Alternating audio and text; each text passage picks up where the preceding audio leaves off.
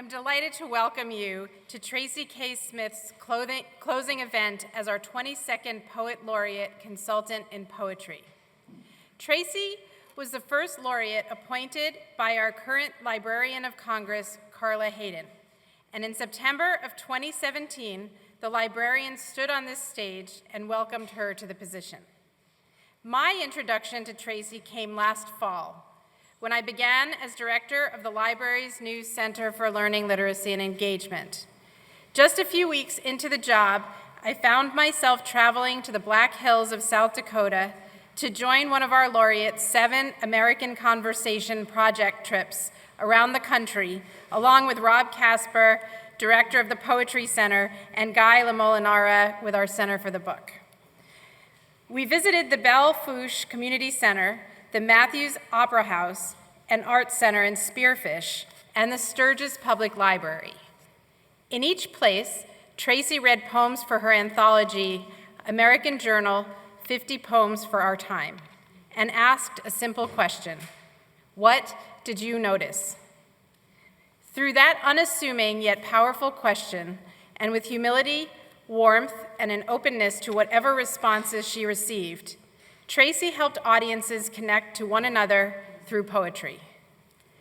American Conversations, as well as The Slowdown, Tracy's additional laureate project of weekday podcasts and broadcasts, have proven that poetry can help us, whoever we are, in our day-to-day lives.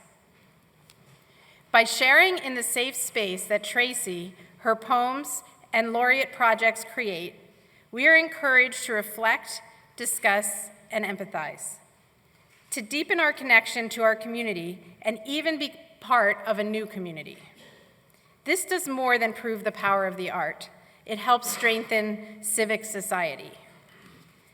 Tracy has shown me the transformative power of this work and has given me a sense of what the Library of Congress should aim for. Just as I am thankful she brought me to South Dakota, I am thankful she has chosen to share the stage tonight with Poets Laureate representing Hawaii, Indiana, Clark County, Nevada, Brooklyn, New York, and Oklahoma, all of whom have done their own amazing work. Tracy will begin the event with an address, then welcome her fellow Poets Laureate on stage. Joining them will be Jennifer Benka, President and Executive Director of the Academy of American Poets, who will lead a moderated discussion. I want to note that in just 9 days, for the first time, the Academy of American Poets will award over $1 million to 10 to 20 poets serving as laureates of states, cities, counties, U.S. territories, or tribal nations to recognize literary excellence and fuel civic projects. Please join me in congratulating Jennifer and the Academy.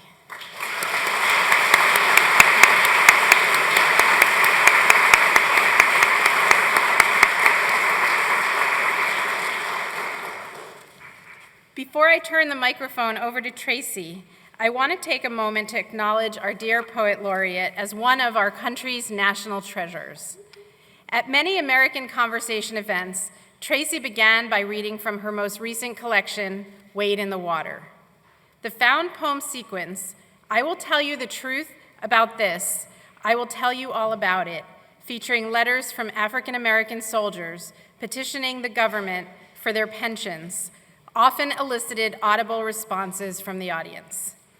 Tracy culled the excerpts from 2 books, Families and Freedom, a documentary history of African American kinship in the Civil War era, drawn from the Freedmen and Southern Society Project at the University of Maryland, and Voices of Emancipation, Understanding Slavery, the Civil War, and Reconstruction through the U.S. Pension Bureau files. I can think of no better example of promoting civic literacy and giving voice to a past often ignored or forgotten while showcasing the importance of research and primary source documents. In I Will Tell You the Truth About This, I Will Tell You All About It, Tracy models how such documents can inspire each of us, how we too can engage with the library, reach in and explore its wealth of collections and find our connection to the past. In the title poem from Wade in the Water, Tracy connects the past to her own story. The poem begins, "One of the women greeted me. 'I love you,' she said. She didn't know me, but I believed her. And a terrible new ache rolled over my chest, like a room where the drapes have been swept back." There is so much to unpack in these opening lines that shows us poetry's power to situate us in the world as well as within our fears and desires, to capture the complexity of an overwhelming moment through simile, and to painfully and powerfully act with love and grace. When Tracy read this poem during her American Conversation events, she would also describe the process of writing it. The poem is dedicated to the Geechee Gullah ring shouters, and she returned to that greeting as a kind of rumination, while describing their performance and layering it in image after image with history. When she could no longer describe, Tracy's mind and imagination leapt, as only those of poets can, and she arrived at these last lines. "O woods, O dogs, O tree, O gun, O girl, run. O miraculous many gone, O Lord, O Lord, O Lord, is this the trouble you promised?" This is the kind of poem we need, a poem that gives shape to what we cannot otherwise say, in ways we can all feel. If we are to get past our differences and share our most profound, most painful, and beautiful moments of living, poems such as Wade in the Water show us a way. On behalf of the Library of Congress, I would like to say thank you, Tracy, for serving as the nation's Poet Laureate. And thank you for the opportunity you have given me, the library, and everyone you've met these last 2 years to connect with you through poetry. Please join me in welcoming Tracy K. Smith.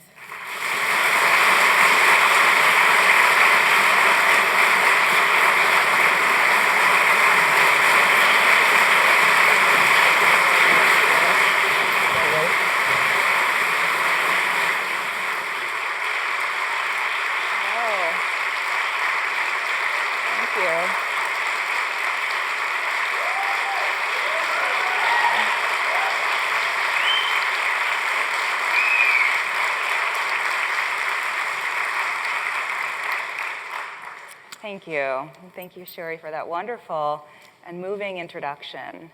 I'd like to begin these remarks with thanks for Dr. Carla Hayden, who changed my relationship both to poetry and to America. The profound honor of being named Poet Laureate has urged me to think deeply and ongoingly about why poetry matters, and to enter into life-changing encounters with other Americans, from Alaska to Louisiana, via poetry. I'd also like to thank the staff of the Poetry and Literature Center, Anya Creighton, Ann Holmes, and Rob Casper, for mobilizing so quickly and so magnificently to facilitate my Poet Laureate project, American Conversations, Celebrating Poetry in Rural Communities. Can we clap for them? They're so great.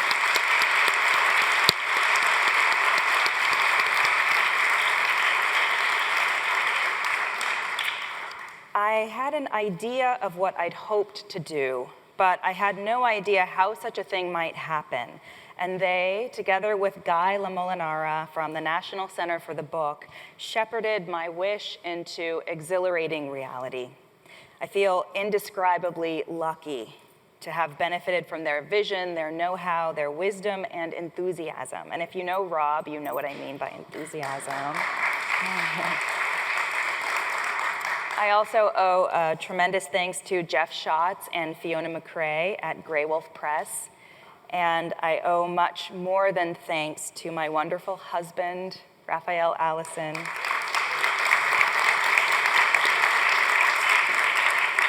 who kept our home and our children both afloat and anchored during these 2 years of nonstop travel. Thank you. My hope for the American Conversations Project was twofold. On one hand, as a poet who typically reads in university communities and encounters audiences at literary festivals, I was eager to venture beyond campuses and urban centers in my engagement with poetry and poetry audiences. I wanted to travel to places that aren't typically targets for a great deal of literary programming.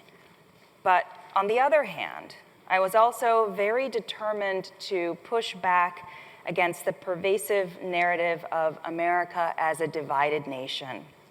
The narrative that says people in the rural heartland have nothing in common, not even a shared language with those of us in urban centers.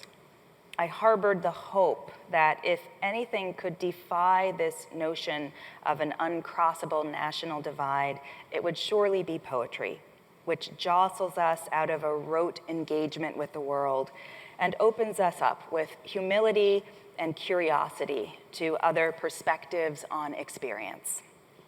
I believed that poetry fosters a deepening relationship with reality, a more conscious and deliberate engagement with the lives of others and with the inner life that each of us houses. I believed that reading poetry builds in us a reserve of perspectives and strategies for living. I believed that reading poetry reminds us to think of life as dynamic rather than static, mysterious and rich rather than flat or pat, and that poems open our minds to the realness and the usefulness of others' experiences, that they instill in us a sense of participation in a long and ongoing history of human joy, struggle, and hope. That was my theory. And what I found in practice on each of our journeys was incredibly heartening. Together with my crew from the library, we'd land in a new place, gather our bearings in a local restaurant, gape in awe at the power and the particular beauty of the landscape on what might be a 2 or 3 hour drive, and then end up in a public library or community center or some other venue full of strangers miraculously willing to read poems with me and enter into candid, unguarded conversation. Conditioned by media exposure to expect a sense of difference or division, I felt and feel indescribably lucky to have found my way to a counter-narrative of thoughtful listening and mutual respect as fostered by poetry. Reading poems with others and talking in ordinary rather than critical or analytical language about what poems cause us to notice, remember, wonder, and feel has been a way of getting to know one another and accessing vital feelings in a space of safety. Poems have been these amazing tools for reminding us, no matter who we are, of the things we share. And that's not all. Poems also highlight the differences between us, advocating implicitly for the validity of differing perspectives. I'm aware of what we were able to impart on these trips. Some people discovered the ways that poems offer a means of capturing and examining the strange and remarkable features of our lives, like a 9-year-old girl in New Haven, Kentucky, who came by herself to a Saturday morning conversation at her local public library, which was her home away from home. She sat by herself in the front row, and I could see her taking everything in carefully. When finally she raised her hand, she asked, "When did you realize you had stories to tell?" I told her I was just about her age when I tried to write my first poem. "Do you feel like you have stories to tell?" I asked her. And she told us one that surprised and worried many of us. "You can grow up to be a writer if you want to," I told her. And after I got home, I sent a box of books to that small branch, thinking about what might make a difference to a kid like her. Others reclaimed a long-neglected love of poetry. After an event at Old Somerton High School in South Carolina, a group of women who were members of the first integrated graduating class described how they had written poetry back when they were students and how our conversation had inspired them to return to the practice. Others discovered a new sense of freedom in being able to talk about poems using the language they live in every day. A man in the audience at a class I was invited to give in Wyoming raised his hand midway through a conversation about a poem to say, "I get it. When you read a poem, you're just kind of pouring it through your own filter to see what gets caught there. My filter is different from your filter, and different things will get caught in your filter at different times, depending on who and where you are when you read the poem."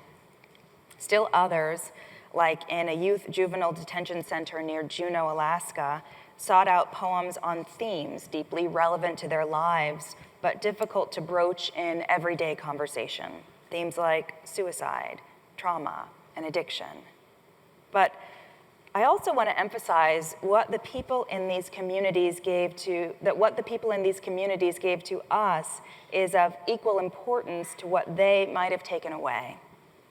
American Conversations was not about city folk going in to educate rural folk.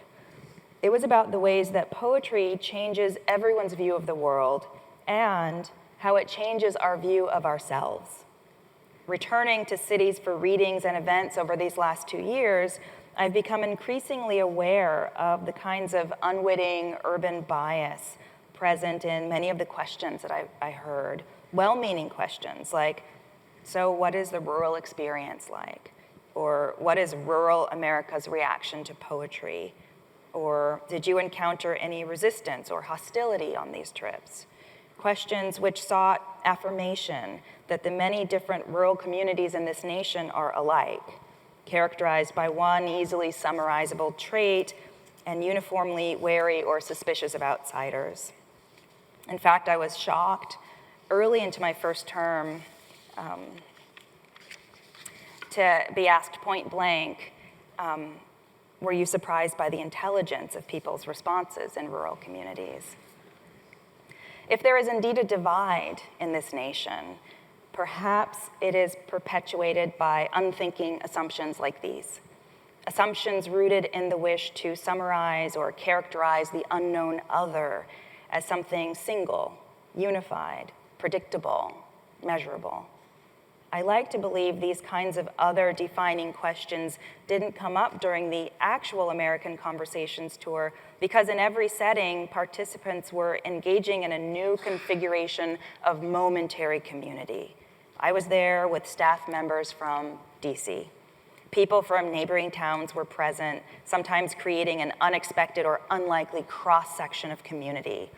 Sometimes audience members drove from hours away out of an existing love of poetry or because they thought it was important for their kids to see someone speaking in an official capacity who, as they often said, looked like them. One Kentucky mother said the exact opposite, that she wanted to expose her children to the viewpoint of someone who looked nothing like them.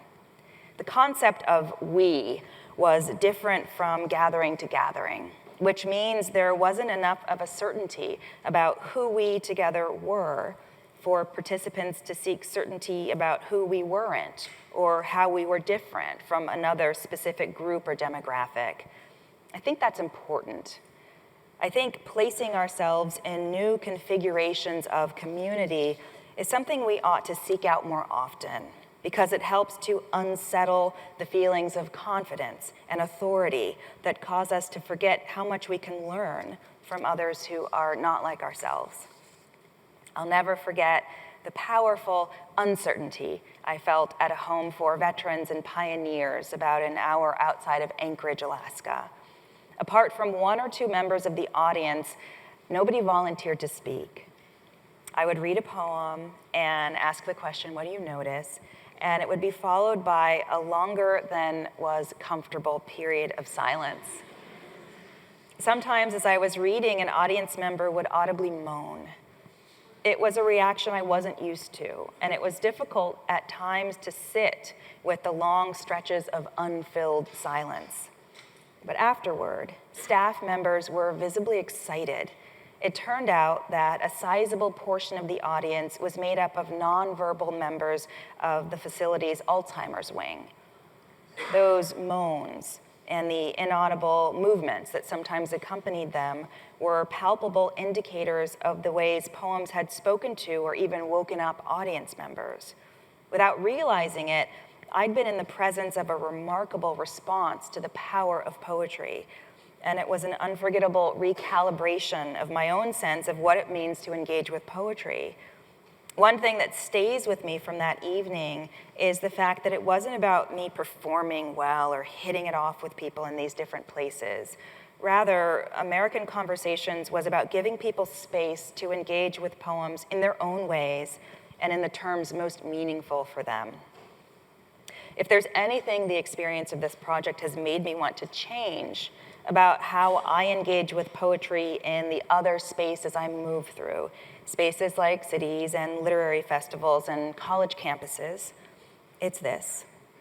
I wish we could be more consistently willing to let go of our own need for certainty and for the desire to demonstrate our claims to authority. I wish we could turn down the volume on our egos and get past our own impulse to judge, rate, and assess.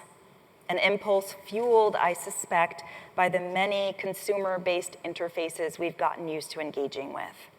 Forums that assure us that our instantaneous, unfiltered, deeply biased, and often unfounded reactions are of enormous value.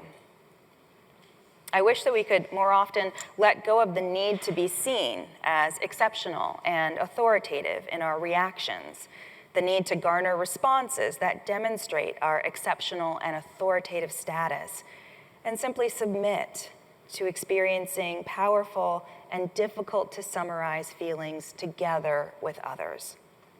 I wish that together in whatever versions of community we represent, we'd more often allow ourselves to wander a while through the wilderness of new feelings and the wilderness of old feelings in new forms, without needing to know and declare where we are and how we got there.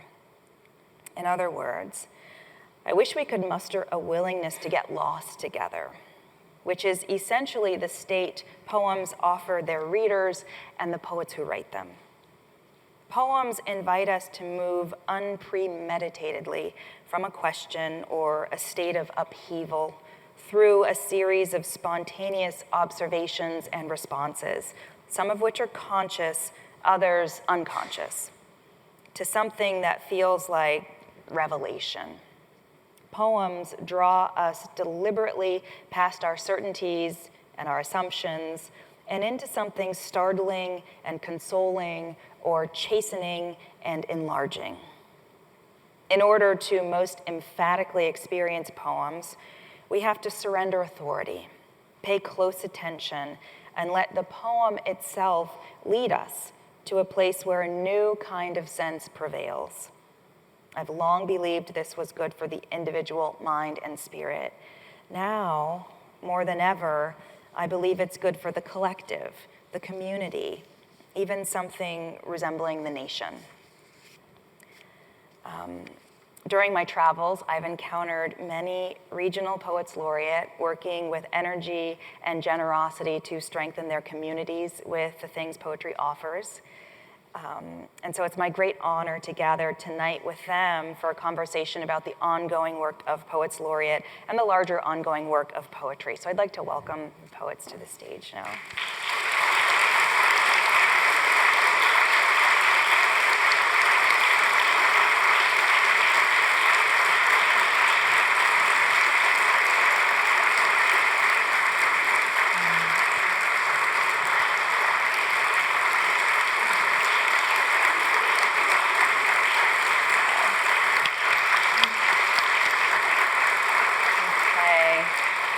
Hopefully we can pick this up and we'll get some other perspectives on what it has meant and what it means to be sharing and engaging with others via poetry. Starting from the right side of the stage, Vogue Robinson is Poet Laureate of Clark County, Nevada.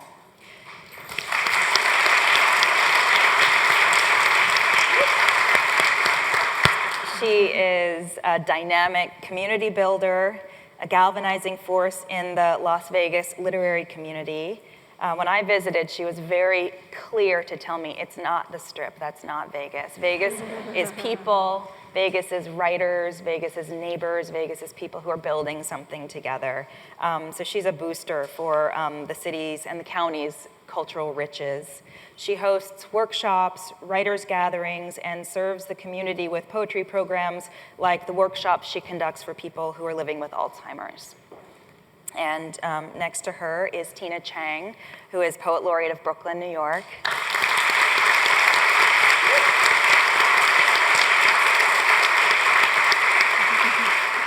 Tina and I grew up together. We were classmates as graduate students back when we were just dreaming of maybe making a life together as poets. And so it's really so beautiful to be here together and to be able to celebrate the work that she's been doing in her capacity. One of the major emphases of her time, and she's been Poet Laureate of Brooklyn for 10 years, has been children.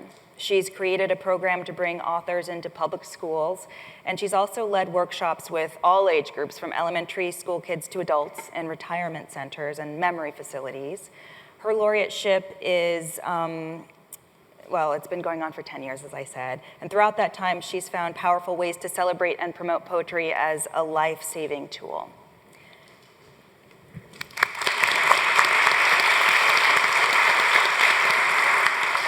Next to her is Kealoha, who is Poet Laureate of Hawaii.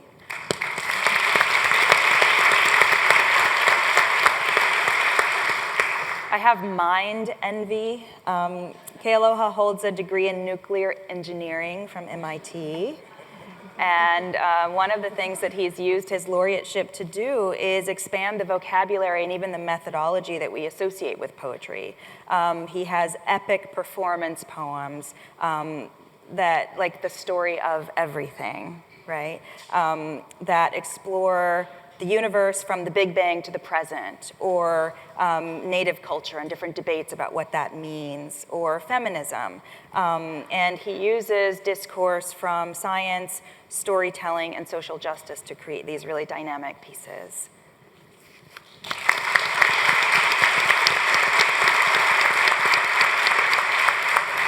And, next to Kealoha is Jeanetta Calhoun Mish, who is Poet Laureate of Oklahoma.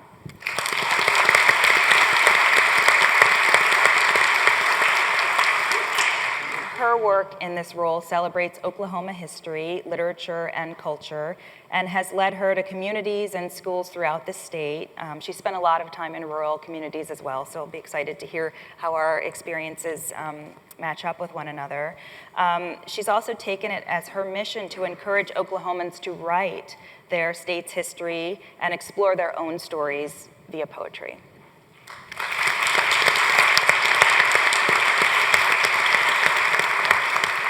And Adrian Matejka is Poet Laureate of Indiana.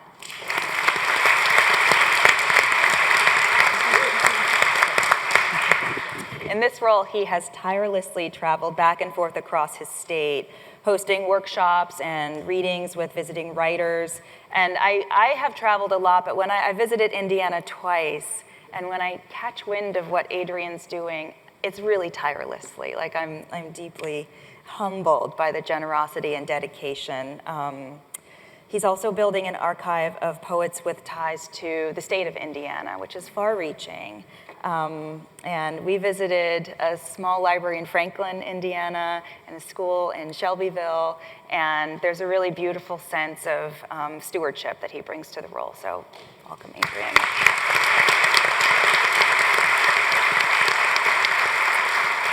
And we will be led in conversation by Jennifer Benka, who is President and Executive Director of the Academy of American Poets. And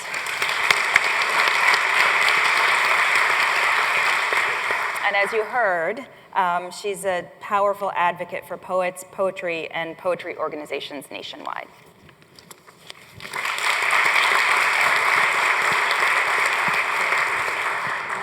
Well, I want to start by first, Tracy, thanking you again on behalf of all of us for your brilliant, brilliant work serving our nation as Poet Laureate. So thank you.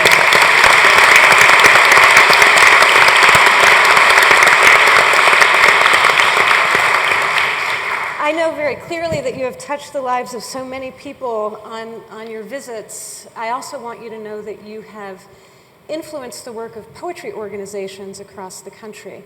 One of the things that I'm lucky enough to be able to do is work in partnership with 25 poetry organizations across the US who are collaborating and have formed an alliance called the Poetry Coalition.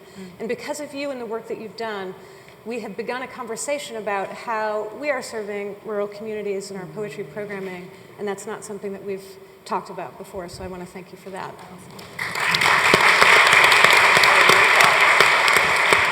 You have been a model and been such a reminder in your work of how poetry can be a commons, and it can also be common ground. Your work reminds me of another poet who championed poetry's social possibilities, Muriel Rukeyser, who writes in her very influential collection of essays, The Life of Poetry, a number of relevant things, but one about how civilizations, in order to survive, draw on all sources of knowledge, any source of knowledge that they can find, history, inventions, science, and yet somehow throughout the ages, poetry sometimes has not been used as much as maybe it could have been. And yet she says that when communication seems to break down, it's then that we need to tap the roots of communication, and that's where poetry dwells. Because it's in poetry that one source is speaking to another source, and that's where and how personal and maybe communal transformation can be sparked. And perhaps that's why there are, in addition to the National Poet Laureate position, a growing number of states and cities who have created Poets Laureate positions. The first state that had a Poet Laureate was Colorado in 1919. And over the decades, a number of states have created that position. Now we have 45 states across the country that have Poets Laureate. And interestingly, now we have many, many cities that also do, and also US territories and tribal nations. And that's something that my organization has been following and watching and tracking. The first city, I believe, that had a local laureate position was Madison, Wisconsin, 1977, for the Badgers in the audience. There you go, Rob. That was for you, Mr. Casper. But most of the Poets Laureate positions that have launched on the city level have been since 2000 and 2001. Interesting, right? There's a part of me that wonders if there's a connection between what happened on 9/11 and the need that cities had to understand those tragic events and find important and meaningful ways to have conversations that can help heal and move forward. So I'd like to start there. The important civic role of the laureate. Why does it matter that states have Poets Laureate positions and that cities do? What is it in your role that you're able to do in terms of sparking dialogue? I'm looking at you, Adrian. The great state of Indiana, the 19th state in the Union, has a very long history of Poets Laureate. We've had 72 years of Poets Laureate, but I'm only the second one who is not white. So one of, I think, in the case, at least in my laureateship, one of the civic duties is to do some of the work that I think that woman from Kentucky was talking about, like getting a conversation going that is not from the same perspective of those who they've been speaking with. This has nothing to do with the really wonderful poets who've been doing this work before I got there. They all care deeply about the state of Indiana, but the state of Indiana is a very diverse state. It's a very problematic state in a lot of ways, racially and economically. And so it's, at least in my experience of this, has given me an opportunity to expand that conversation just a little bit, to show them that, in fact, there are a lot of different stories that need to be told, not just the ones that have been going for the last 72 years. I was thinking about the question because you sent them to us earlier, and for me, poetry functions on the boundary between the private and the public. It functions that for me when I'm writing it because I'm engaging with other things, and I think it also functions that way for people when they hear it. And I'm not sure, some kinds of ritual used to do that, and we don't have a lot of ritual left in our communities anymore. And I think that two-way street between your internal self and your civic self that is activated in poetry is where the magic happens. And for me, I want to share that with everyone. Poetry saved my life in many ways. I want to take that. And also, I want to make sure that the rural areas, are more diverse in Oklahoma. The rural areas are more diverse than most of the cities. Native Americans, African Americans,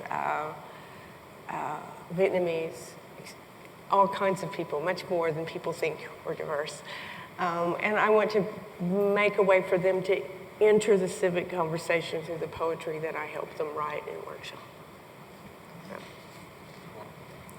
In my experience and in my brain, the way that I see all the different things we do with all of our outreach and the way that we approach our poetry, and it's really what it bubbles down to is making poetry accessible and everyday for people, and not something that's intangible, but something that they can just interface with anytime they want, and it's there for them and it's present. And our job is to bring not only our work out and share that, but also to bring up other people throughout our communities and make their work visible as well. So I think when you combine those things, then now we start to have a dialogue between different folks from different communities and pockets, and that way we can further move along as a society. I have so many thoughts based on what everyone is saying. Just to go back, and I'm the poet laureate of Brooklyn, and Brooklyn is already so rich in history and culture. Poetry is a pretty easy sell where I come from, because everybody who wants to be a poet or who has a very rich artistic life seems to kind of find themselves there. Oftentimes wonder why. Of course, it's physically beautiful, but also just to kind of go back to something that Adrian was saying about the history of Poets Laureate in Brooklyn. There were 3 Poets Laureate before me, and they were all male, so I was the first woman and also the first person of color. So with that comes great responsibility, I think. I often ask myself, because Rob Casper and a few others that were on that poetry committee, who I was really lucky enough that they reached out to me to apply for this position, I often ask myself, as I'm sure some of the other Poets Laureate have asked themselves too, is why me? And so when I think back on it, I think about the role of how important it is to be a person of color, and how I want to address not only diversity, and I think we could all speak to this, but also diversity is so different from integration. New York, specifically Brooklyn, is known as a very diverse place. Often that's the first word that comes to mind when people speak of Brooklyn. And I think in the various communities that I've just been honored to just be welcomed into, I think that one of the greater challenges that I feel is, how do we find, within the United States overall, true integration, and does that truly exist? And I think poetry is really one of those very rare spaces, and maybe it goes back to some of the things that Tracy was mentioning in many of her beautiful stories. It has so much to do with vulnerability. We are, each of us, so very vulnerable at the core. And I think that many of us walk around, trying to keep it together, trying to have, an armor, because the armor protects us and helps us to function. So I think in the civic work that we all do, it takes a great amount of time and effort to be able to break down those walls. And I find that poetry has the capacity to do that. And I think that a lot of it has to do with the silences that poetry just welcomes in. I think in the state where we are right now, within the United States, so much of it is about how much noise we can make and how much we can sort of show what it is that we know. But I think poetry kind of lays out the space of how much we don't know and how much beauty there is and how much we want to answer to all the curiosities in the world. And I think that civic engagement and that curiosity have so much to do with each other. I think the role of Poet Laureate, I'm the second one to hold the position, and it's not state and it's not city, it's the entire county. So it's a very weird position to hold as far as what area are you in charge of, if you will. I think that it validates the idea of following your passion. When I go into classrooms and I go and speak with students, the idea of being a writer is a valid thing. Especially when teaching, if it's a workshop within the community or in a classroom, it's also about allowing people the space to express their feelings and let them know that their story is valid. And I think that Las Vegas, as a city, is also building its identity and so wants to tell its own stories. Lots of people come in, will write a story based on 1 or 2 years of living there, but you need the people who are born and raised in the county, in the city, in the area to really tell you how it's developed, how this casino went up and came down and got rebuilt. How this street is still under construction, but the changes now, whereas a lot of the legislation and the people that are in power have shifted, and there's a lot of women in power right now in Nevada, and it's cool. So I think the yearning to tell your own story, but then also the permission to tell your city story, your county story, your state story, and going forward with that. And I think that encouragement that writing is still valid, that people still read books.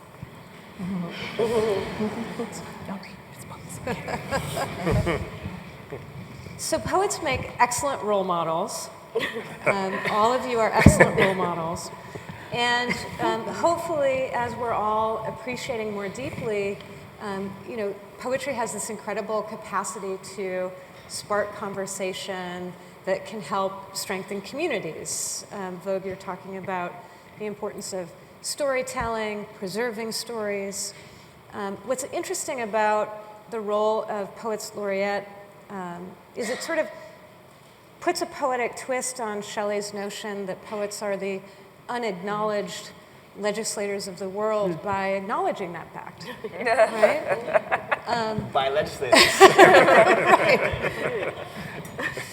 Were there civic themes that you were interested in addressing during your term, issues that you cared about in addition to diversity and representation? Can you talk a little bit about that and how you went about addressing those issues? Sure. Yeah, I mean, one of the major things I've been concerned with is the ways in which poetry is undervalued as a teaching tool and as a historical document and as an opportunity for expression in the ways we've been talking about. So I came into it with the agenda that I wanted to try to get in front of as many young people as I could, in front of as many people who couldn't afford a workshop as I could, as many people who never thought that poetry was for them as I could, to allow them to sort of dictate what poetry could be. Of course, in the great state of Indiana, I don't know if I'm supposed to share this, but whatever. I had to sign it's a government position, and so I had to sign a document that said I wouldn't criticize the state government. And so I'm not, especially since the governor went to my high school.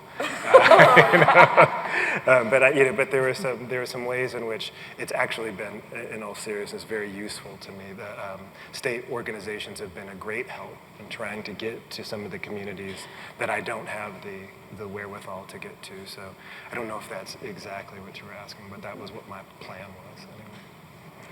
I meant to say a while ago, Oklahoma was the 5th state to have a poet laureate. Violet McDougall was named poet laureate in 1923, so I need to recognize her.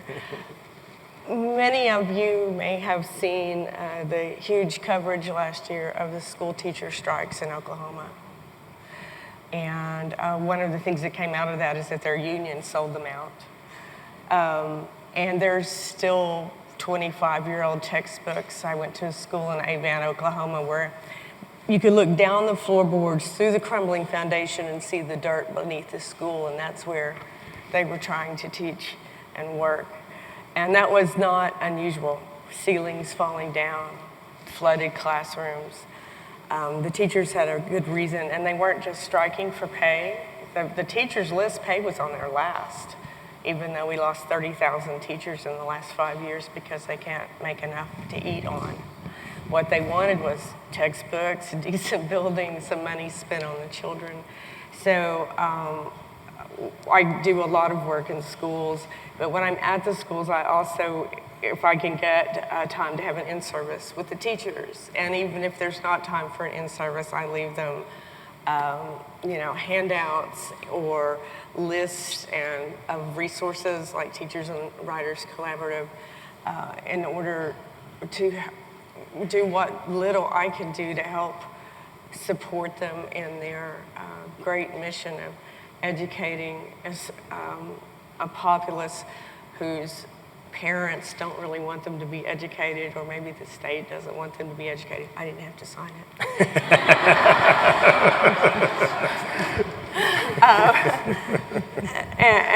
And so that's what I try to do when I work in the schools, is actually leave more for the teachers to help to bring poetry in. So. I'm gonna have to choose two, because through our poetry, we address all kinds of different issues, but the two that I think have bubbled up in the recent years have been particularly our science literacy and our ability to address climate change. Mm-hmm. So that's something that I've been really focused on in my work, is making, laying out the issue, defining it, and then laying out the solutions and how we move forward. So I think that has been a serious focal point. But in addition to that, I've also been focusing on returning to source, going back to the indigenous stories of Hawaii, and one in particular that I just want to highlight.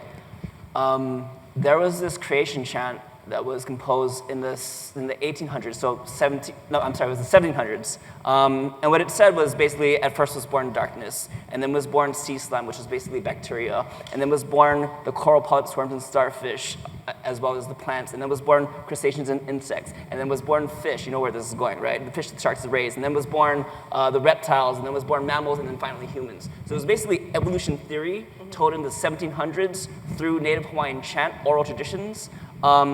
Just a note of history, Darwin's Origin of Species was published in the 1800s. So we're talking about roughly 100 years before the Western world got a hold of it, right? But the cool thing is that when I go into these schools or into these auditoriums and I tell that story, we begin to realize that Native cultures have very significant stories to tell, and they were very much on point with science and mental, logical capacities, right? And so it's that celebration of all different kinds of stories that has been another focus, I guess, in my work. So I became a mother for the first time right around the time I became a poet laureate. And so I think that those two roles really, they had to speak to each other. For example, the night that I was inducted as the Poet Laureate of Brooklyn, I was actually carrying my baby in a baby Bjorn. So when I looked at, I soon had another child, but when I looked at my children, I really wanted the role that I was fulfilling as the Poet Laureate to speak to not just them, but all children. Because when you're raising a child, you get to grow along with them. You get to see the joy of them forming and understanding words for the first time. What a joy that is. And so I started to think about what is it that I could do for children in many different communities. And one of the things which kind of goes back to something that which was already stated is that I thought about teachers and I thought about their jobs and how often and how much they give over their resources to try to provide books, to try to provide everything needed so that these children could fortify their language, fortify communication. So I developed programs to be able to bring authors into schools. But not only that, I developed also diversity funds so that those teachers don't have to spend money out of their own pockets to be able to get students books that they felt that they needed that would diversify what they were reading. And those authors too, I also tried to diversify as well. There's one author named Kelly Starling Lyons who also is a founding member of the Brown Bookshelf, which really promotes the work of African-American writers and African-American stories. And she had this wonderful story which she shared with the children that when she was 8 years old, she read a book for the first time called Roll of Thunder, Hear My Cry. And she said it was the first time that she saw an African-American child on the cover of a book, and it convinced her that she too could be an author. So I think just hearing those stories in many communities, I think helps to really promote this idea that these children can too live this kind of life, that it's not outside of their reach. So I think that in the work that I do, I'm also thinking about the children and providing books for them as well. And a lot of that has to do, as everyone knows here, has to do with fundraising.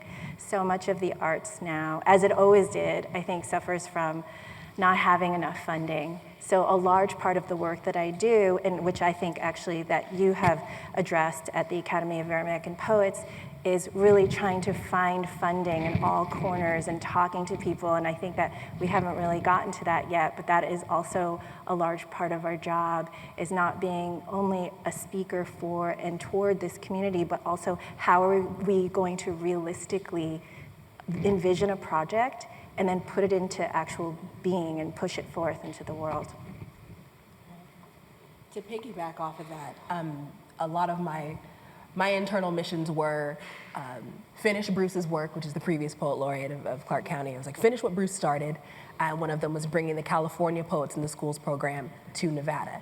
And it was, well, how are we gonna get the funding for this, where we're making it so that poets can live, can have a sustainable lifestyle in which they're going into classrooms, teaching poetry, being paid for their time and the lesson plans that they're creating, and also living their lives and writing books as well. And so it was the one thing that Bruce didn't quite fully finish, but all the proposals were there, and I was like, I'm gonna take it, I'm gonna figure out where I can submit it and get funding for this particular program. And I thought about the proverb of just lifting as I climbed, that I'm able to go different places as a result of the position. This title, either people know what it is or people can't pronounce the word. It's one or the other. And so the places where they know what it is, then more doors open for me. And so it was, okay, cool, you let me in. If you want me to speak at this, I think we should also bring this poet.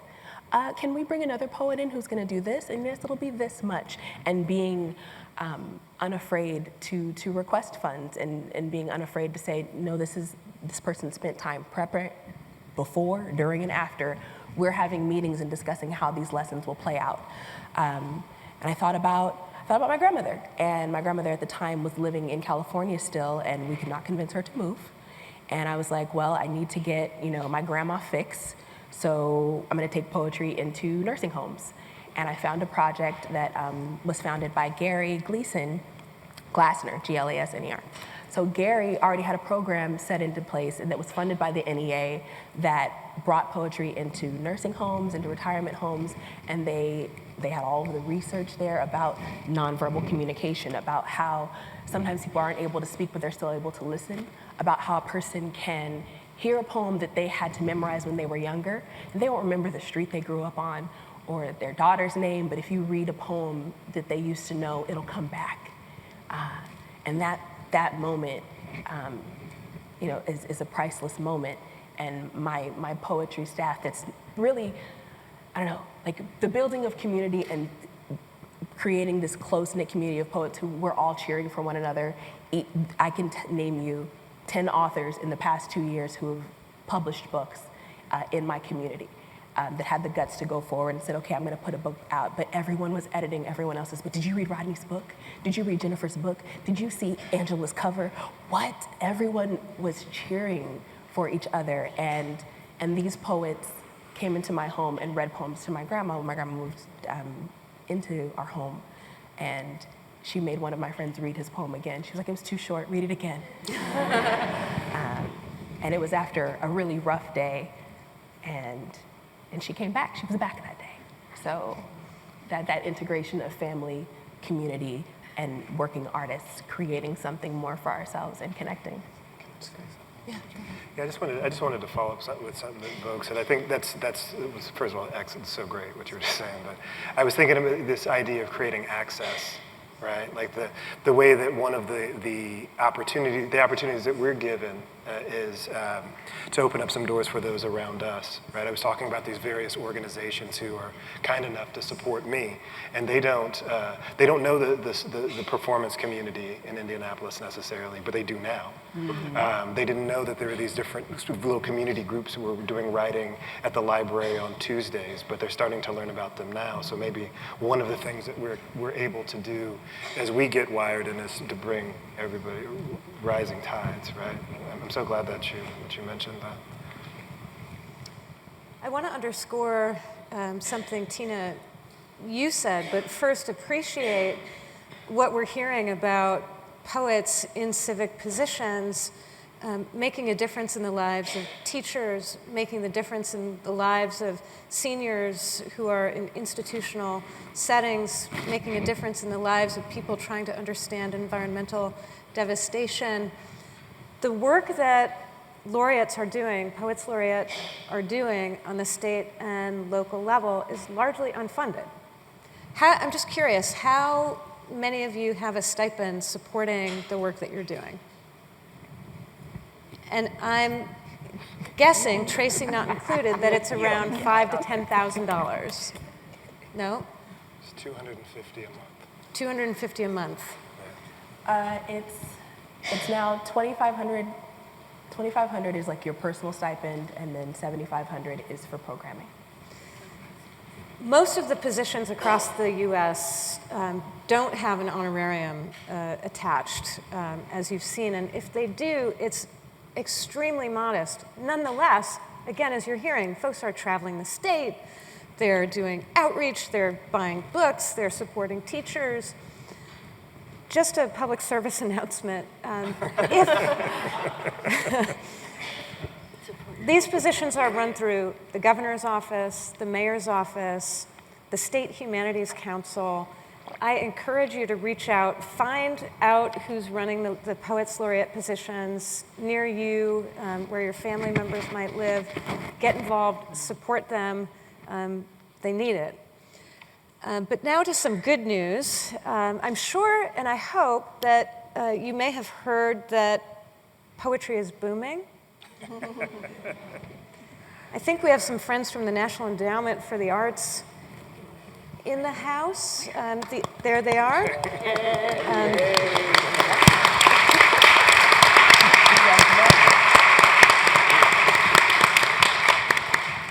I know in the work that I do that in the past 5 years, the interest in poetry has been growing year over year.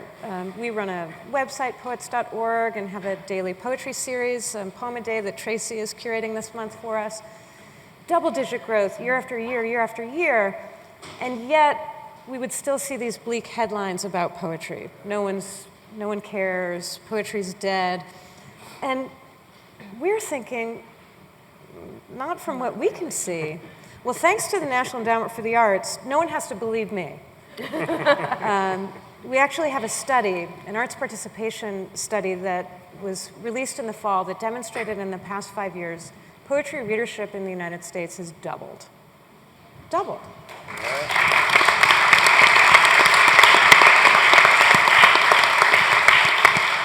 And what's very exciting about this is that the largest growth is with young people, particularly young people of color. And I should note, the growth in readership is the same in urban and rural communities. And can I be fact-checked on that, Jessica? Yeah. So to Tracy's point, when people are asking questions, well, do people really read poetry? And people are reading poetry everywhere. I just wonder in your roles if you are feeling that swell of excitement and if you feel like your work has contributed to this over the past couple of years. Yeah, well, it's funny about that question about if poetry is still working or still alive or whatever. They never ask poets that, right? Like, they're always like, is this sort of thrown out to somebody else kind of thing, right? Well, I absolutely think that it's true. I know in Indiana, certainly, I would love to take credit for the work that was happening, but it's already happening when I get there. There are already people who are waiting to write poems. There are already people who are interested in reading poems. And I just have been creating spaces to help them do that. It's just, you know how quickly somebody will snatch the mic when they have something that they want to say. It's like the under 30 crowd or something. They found poetry and they've invested in it in this really beautiful way. So, like I said, I'll take all the credit I can get, but it was sitting there. It was in Franklin already. It was in Bloomington already. It was in Indianapolis already, just waiting for an outlet. I have to say, the Oklahoma poetry community has been strong since about 1972. And that's not just in the urban areas, but there's always been writers groups. There's 5 or 6 monthly open mics with featured readers in Tulsa, Oklahoma City, Shawnee, Lawton, all around the state. And we all know each other. We're family. Tracy just attended our family reunion at the Scissortail Creative Writing Conference in Ada, Oklahoma. And so I had that to build from. But I have seen something different is I don't have to start by convincing people they don't have to be afraid of poetry anymore. That used to be the opening part of my thing. Well, I can't write poetry. They'd show up for some reason, they're curious. But, my whole thing was you don't have to be afraid of poetry. So I think it's being taught better. But I'm also going to do a huge amount of props to librarians. I think a lot of the comeback of poetry is from librarians. And I wouldn't even be a poet if I hadn't fallen in love with the library. But I see them, they're putting it out there instead of not just fiction books anymore. They put them out front. They put kids' poetry out front. They hand them out. So thank you, librarians, and all of you.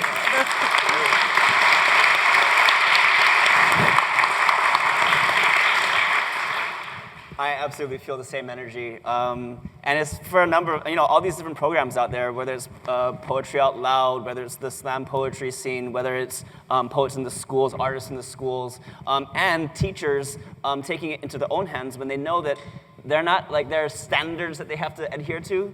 Did I miss any programs? Any? Okay.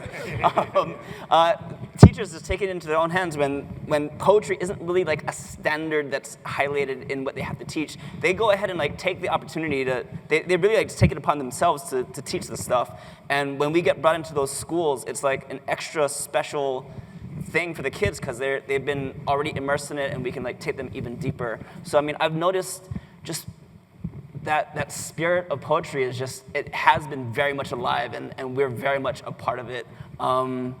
And like you were saying, though, it's we're just riding the wave, right?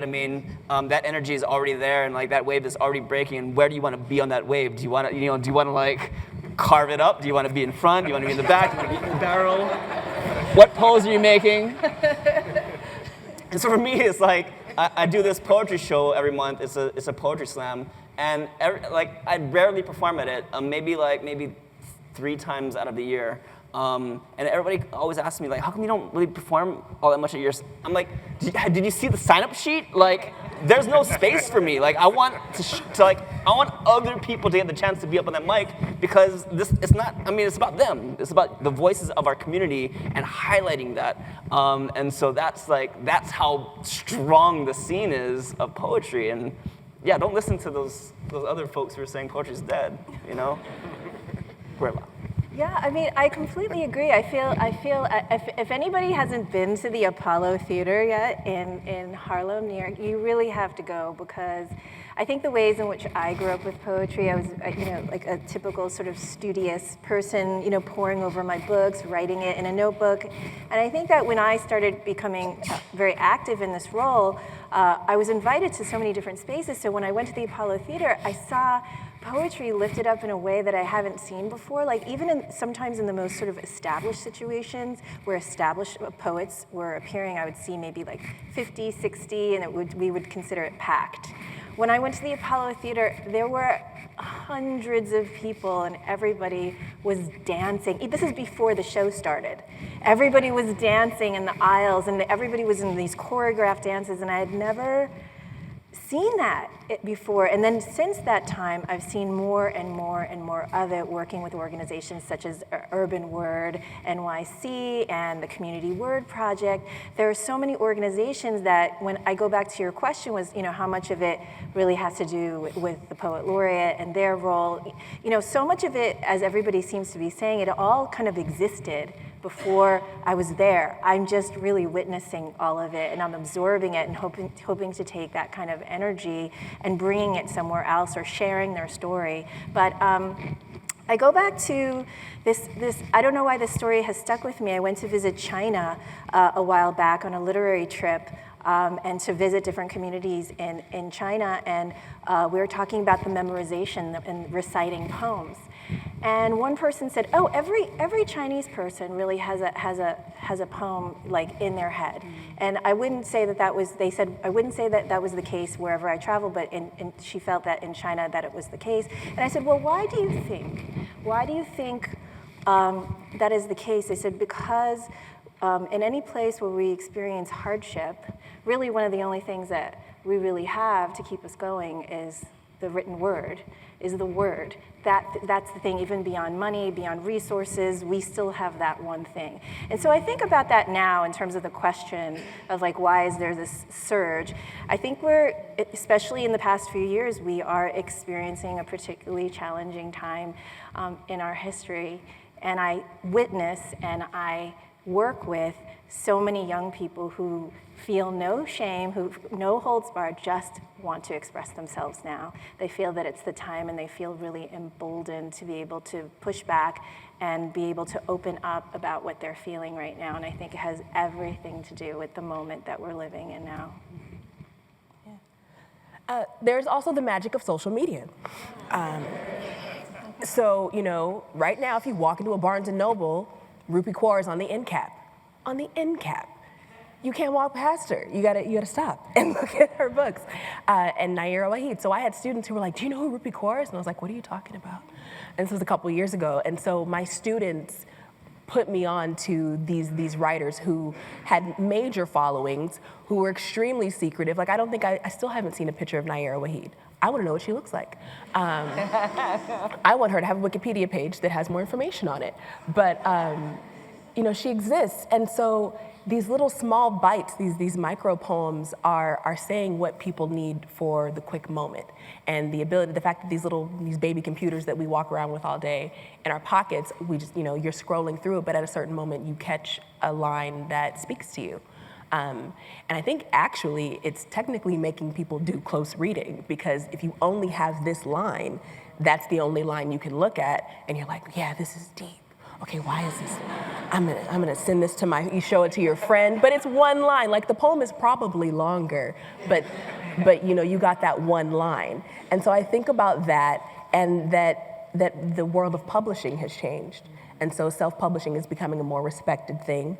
The audio book, like, even, I have friends who are recording books right now. He's like, "Do you want to read one of my poems?" I'm like, "Yeah, I'll read one of your poems for your audio book." Cool. But that we can do it with our phones, or you can buy materials. Like, poetry has already been a really accessible art form, pen and paper. It's not the same way as painting or other things. Like, I scribbled my poem that I'm going to read tonight on my paper because my phone was dying, because that's poetry. And it's always there, and it's in the dialect and the conversations we have and the metaphors that people use every day, your grandma's language, your great-grandma's language, and Oklahoma, like, even the simple phrases of long-tailed cat in a room full of rocking chair, like, these are all images that live. And so I think, yeah, publishing has changed, accessibility, the magic of social media, and poems are everywhere. Everywhere. So great. Before we close out, we'd love for each of you to share a poem, if you would.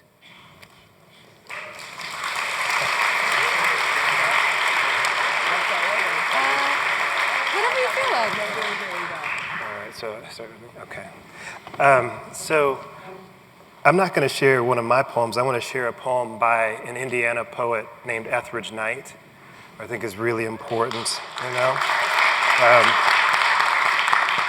And if you don't know Mr. Knight, I brought his book, one of his books, so you could get a prop.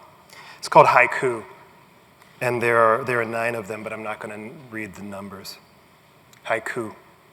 Eastern Guard Tower glints in sunset. Convicts rest like lizards on rocks.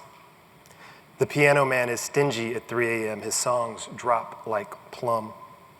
Morning sun slants cell. Drunk staggers like crippled flies on jailhouse floor. To write a blues song is to regiment riots and pluck gems from graves. A bare pecan tree slips a pencil shadow down a moonlit snow slope. The falling snowflakes cannot blunt the hard aches nor match the steel stillness. Under moon shadows, a tall boy flashes knife and slice star bright ice. In the August grass, struck by the last rays of sun, the cracked teacup screams. Making jazz swing in 17 syllables ain't no square poet's job. Thank you.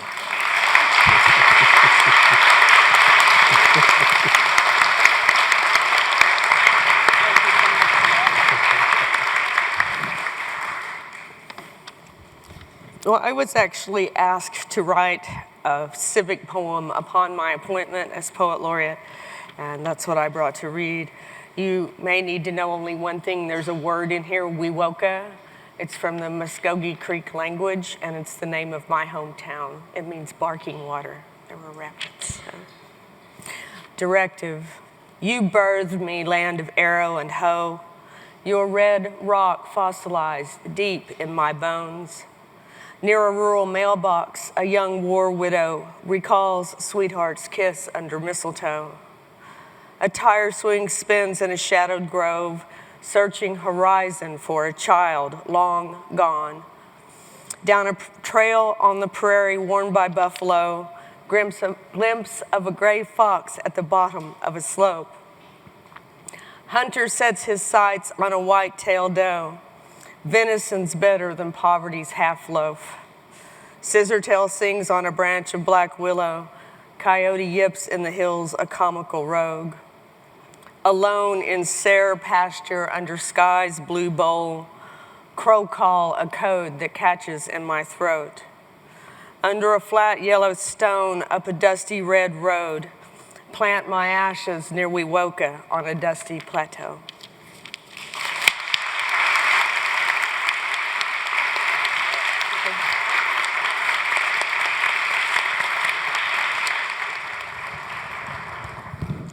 So this was inspired by the movement towards planting food in our gardens, yeah, and also the sustainability movement.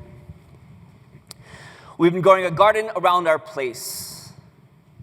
We don't have much space, but we've been working the soil beneath our feet, watching the green sprout over the concrete, watching the vines rewrite the graffiti on the walls. And we know this garden is a simple symbol that there is so much more to be done in this world, and sometimes it gets overwhelming, but we take responsibility for what we can control. And so we're starting by planting seeds and caretaking, making the ecosystem thrive, watching the earth come alive, reflecting on the way we're living our daily lives. See, we've been growing a garden over time, so when we step outside, we can visualize what green energy looks like, to remind ourselves that we're no different from the trees. That all the energy we need can come from the sun, the wind, the sea, and the infinite worth of geothermal heat. And we know that another world is possible, that no matter how hopeless any one of us feels, this movement is real, that our convictions lead to legislation, lead to conservation, that technology must serve ecology. And so this garden is how we redefine the boundary lines between us and the global community. We've come to learn that there is no separation, that every nation on this blue planet is symbiotically fused, and everything we do affects some part of you, so we're inspired to limit our impact, leave our surroundings better off than when we arrived. We have vowed to reverse the destructive tide before we die. See, we've been growing a garden for our children, leaving a better world for them to live in, teaching them to caretake what they've been given, Show them to take a stand for sustainability, how to find the balance between progress and preservation, guide the way to a self-reliant revolution. See, this garden is for our children. This garden is our pledge to them. Cool. Thanks.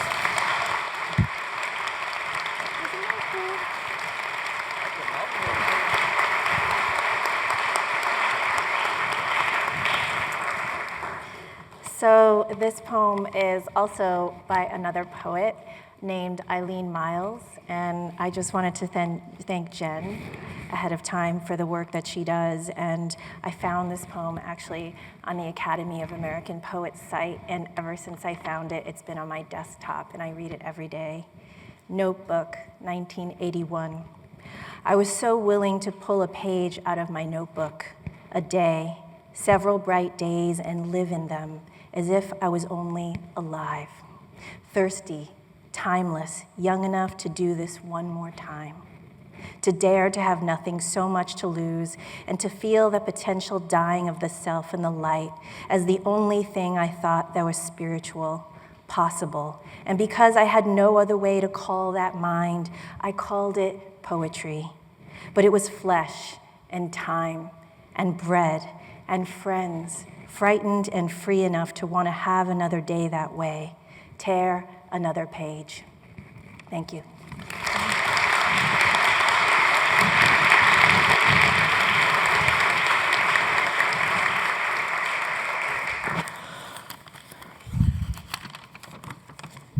Do your evaluations.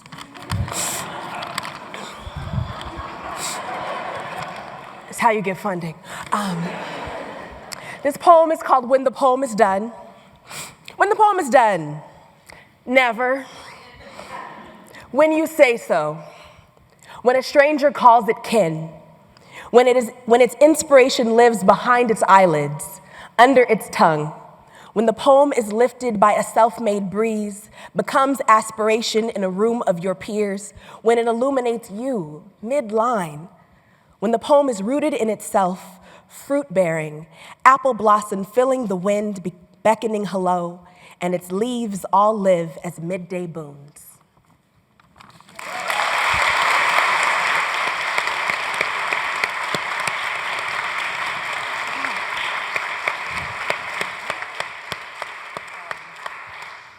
So, thinking about the notion of how we might choose to get lost together and listening to us, I realize maybe I'll rephrase that. We are lost. We are lost, and I think poetry is a way of acknowledging that and working together. So this is a poem, I think, that comes out of that realization, an old story. We were made to understand it would be terrible. Every small want, every niggling urge, every hate, swollen to a kind of epic wind. Livid, the land, and ravaged like a rageful dream. The worst in us having taken over and broken the rest utterly down. A long age passed, when at last we knew how little would survive us, how little we had mended or built that was not now lost. Something large and old awoke. And then our singing brought on a different manner of weather. Then animals, long believed gone, crept down from trees. We took new stock of one another. We wept to be reminded of such color. Thank you. You guys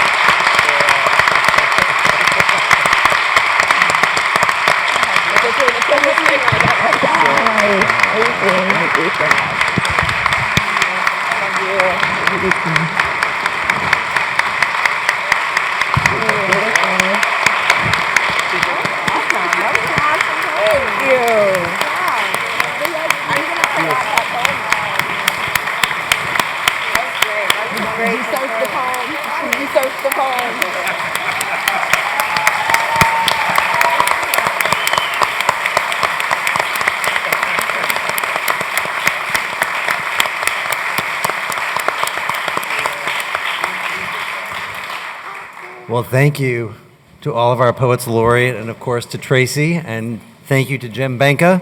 I'm Rob Casper, the head of the Poetry and Literature Center, and special thanks to Vogue for doing my job for me. You should fill out those forms, those surveys. They will help us out. You can leave them on your chairs. You can leave them on the tables in the back. Speaking of the back, as you walk out to your left, you can go to the Whitall Pavilion. Our Poets Laureate will be signing books. So get some books, have them sign them, tell them how much you love them and love tonight. We hope to see you back here in September when we have a 23rd Poet Laureate Consultant in Poetry.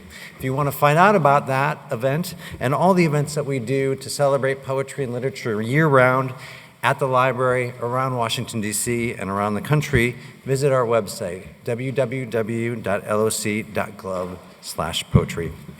Thank you and good night.